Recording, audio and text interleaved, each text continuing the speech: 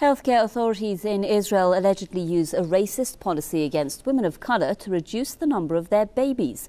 Israeli women's groups say government centers prescribe long-term birth control drugs to women of color. Medical centers use the contraceptive Depo-Provera as a birth control method. A recent report says 57% of Depo-Provera users in Israel are women of color, while they make up less than 2% of the total population.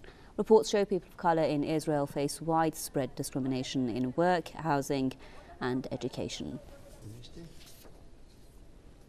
Randy Short with the Dignity, Human Rights and Peace Organization is with me now via Skype from Washington. Let's get his thoughts on the situation there. Mr. Short, thank you very much for being with us. Of course, we have been hearing recently a lot of reports coming about the situation of African Americans or black people who are living in Israel. What can you tell us about the situation they're facing and how basically threatening it is? Well, the situation is that you've got a contradiction. You have people, the Ashkenazi, who are descendants of the Khazars who dominate Israel, who were converts to Judaism, and at the same time you have people who are the original descendants of the people who lived in Palestine, who live in Ethiopia and other places, trying to return to Israel. And so you have basically a racist mythological concept of who and what a Jew is in control, and persons who actually are what Jews are, who are subordinate. They're trying to reach Israel, and Israel in some ways opened up its citizenship to Africans to counter the attacks that they got for supporting the Nazi South African apartheid regime.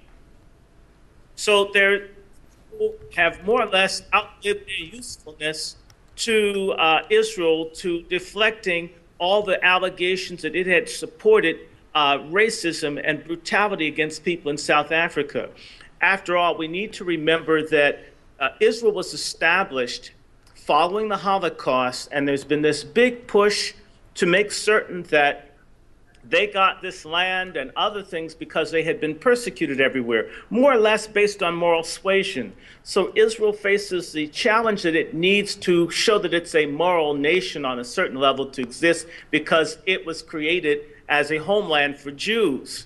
And so this issue of racism, now that they have blacks, I have a friend, Cynthia McKinney, when she was in jail trying to make a Gaza boat lift, the jails are full of Africans. They've got a prison camp in Sinai. There were riots last year. You have people like Avigdor Lieberman, who's disgraced himself, but you have very racist people in the Knesset who hate blacks, who hate Africans, and many people are not aware, but one of the greatest Jewish scholars, Maimonides, felt that people who are black were essentially apes or just above monkeys.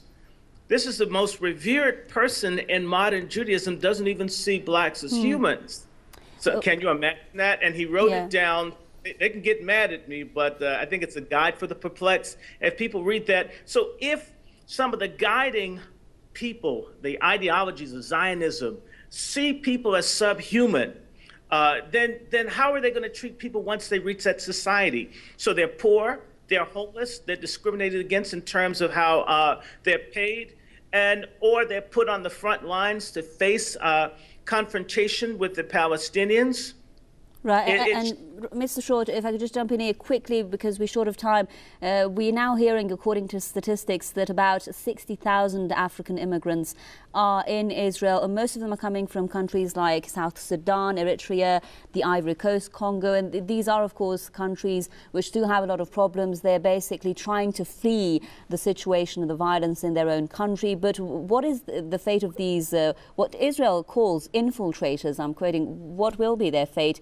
A lot of them are in prison, and a lot of them are waiting to be thrown out of Israel as well. Some of them are getting their organs harvested and other things that are happening to them. But I want to say in Congo, Israel gets the diamonds. A lot of these countries are being looted by Western nations, and Israel is a part of it.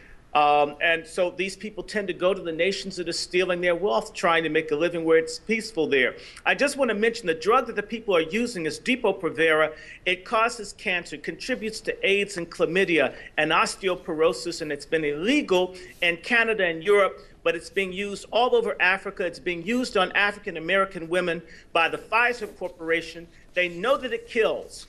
They know it sterilizes. They know that it destroys people.